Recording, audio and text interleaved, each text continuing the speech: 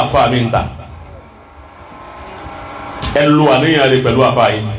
ìwọ amákéwù náà lo àníyàn rẹ ẹ rí bí àníyàn rẹ bá wà dé pẹ̀lú àwọn àfa wa. alhamdulillah. àwọn lọ́sọ̀ wa lọ ọmọ bàbá lágége. alhamdulillah. fi ń di mú yìí. ẹ ń bọ̀ àbá a ní rí nǹkan kan kọ́ fẹ́ ta ní bàbá nàlá burú àwọn ọ̀kan mo tún wọ́n kan lánàá. karamakumullah. hayyakumullah. ọ̀sán ànáńdà mọ̀ gbọ́ wọ́n gbé líǹkì náà wá fún mi wọ́n ní ìmáàmù náà olóhùn fèsì fún bàbá wa mùdíò ńgbà wà lóhùn fèsì fún bàbá ọwọ́ bẹ̀rẹ̀ sí ní sọ àwọn ọ̀rọ̀ tí ẹnu rẹ̀ ò gbà ọ̀rọ̀ tó jù lọ lẹ́nu tọ́jú eré rẹ̀ ò gbé tí làákà yóò sì gbé mo wá jáde mo wá sọ fún yín wá bù torí wípé level pass level. hayyakumullah. olójú ẹni tí mo lè bá ṣe òwò ẹnu àjọ lẹ́nu ẹni tí n bá rí pé ò tó mi pẹ̀lú nǹkan kan ẹ̀ gbọ́dọ̀ bá lẹ́nu kọ́dà tí ọba máa tẹ̀ ẹ̀ kọ́ bí wọ́n ti tẹ̀ mọ́ wá kọ́ lánàá ńgbà mọ́ wá kọ́ ọ̀kan nínú àwọn ẹni rẹ tọ́jú olólùfẹ́ wa tó ṣe ń jẹ́ bàbá fún ìmáàmù náà bàbá náà wá pè mí lánàá ọwọ́ bẹ̀rẹ̀ sí ní bẹ̀rẹ̀ pé kí n dákun torí ọlọ́run ọmọ èké ní ń ṣe ipò ìmáàmù yẹn ọba lójijì rẹ̀ pé kí n dákun torí ọlọ́run ẹ ṣàánú ẹ dákun ẹ ṣàánú rẹ̀ ó ti dìlítì ẹ ó ti ṣe gbà mo ní pẹ̀lú ògùn ọlọ́run ó yìí ti tán náà mo ní gbogbo ohun tí ń jọ mamadikas ẹ dákun ẹ yá fi rẹ̀ filẹ̀ ẹ filẹ̀ ẹ dákun torí wípé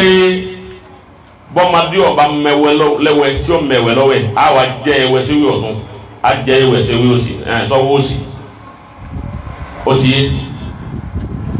àtiwá fi hàn lánàá òun náà sì ti rí igbó nígbà àwọn tiwa ní adákun ni èyí tó dákun gbogbo ọmọ mọ́tíkàsì náà ní pé ẹ dákun gbogbo ẹni ọba kọlu àfa wa á kọlu àmọ́ tó bá lóun ọ̀kọlù wọn mọ́ káwọn náà ò fi lẹ́mọ̀ náà. láàkàyà fi ìwúdi múlì mutamaliki wíliwíli wọ́kọ̀ ìlúbòrò yàtàlàbò. ìmáàmù náà ìmọ̀ràn mi fún ìmáàmù náà òun ni wípé kó wo bí ìmáàmù tàná ti lò ó fi yẹ níjọ́ tí ìmáàmù tàná kú wọ́n wà nínú ẹni ó ṣe wá àtijọ́ náà kọ́tẹ́ bí wọ́n ti tẹ̀ ó fi yẹ ọmọ èké ni ọmọlẹ́yìn wa ni àbúrò wa ni àmọ́ ló ti gbé sípò àwọn àgbàlagbà nígbà tí gbé sípò àgbàlagbà ó ti di bàbá wa bí ọba sínú nkú ni ń bẹ nínú àwọn tí ó ma kúnlẹ̀ tí ń bá kọjá. habibakallahu ta'ala. amakọ́lọ́ lè wo ìmáàmù lọ́rin tí wọ́n ṣe 40 years wọn ó lè wò wọ́n ń lo ìgbà pẹ̀lú àwọn Sheikh Adamu gbà náà kó wo bí ìmáàmù ti lò ó fi lógójì ọdún ìmáàmù lọ́rin ò sì kà wò rí bàbá ìmáàmù àgbà lọ́rin àbùkù kan ọ̀kan wáyé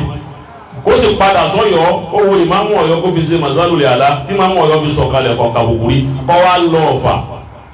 ó lè wo ìmáàmù Ọ̀fà tí ìmáàmù Ọ̀fà bí ó lòdì ìmáàmù Ọ̀fà lòdì iyì ní fi ń lo kọ́ka àbùkù èyí ṣe tí wọ́n ọ̀ka àbùkù wọ́n tẹ ìlú wọn bó ti dà kóun náà tẹ̀ bẹ́ẹ̀ ọlọ́wọ́ kọ́ ọ máa ṣe gbogbo ẹ̀yin tẹ̀ ń jọ wọn ká ṣe ẹ̀dá kòtò yọrọ ẹ̀ mójú kó ń bẹ̀ ẹ̀ gbàgbé ẹ̀.